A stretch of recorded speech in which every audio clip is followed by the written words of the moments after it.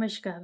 तर पावसाळा सुरू झालेला आहे आणि कुंडीमध्ये जे झाडं लागलेले आहे ते थोडे जरा जास्तच वाढून आलेले. स्नेक प्लांट कुंडीमध्ये खूप वाढून गेला आणि त्याला जागा नव्हती होत बरोबर, कुंडी पण फुटून गेली. त्या झाडाला सगळं काढून वेगवेगळ्या कुंडीमध्ये लावायचा विचार केली.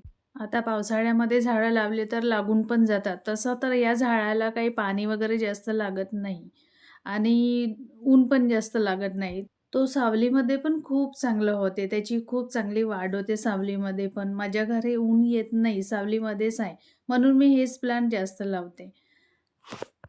या झाडांमुळे घराची शोभा तर येतेच येते, पण हानिकारक वायू पण कमी होण्यास मदत होते. पण म्हणतात, की पाळीव प्राणी असले जशी मांजर आहे, कुत्रा आहे, त्यालाही पाने खाऊ द्यायचे नाही.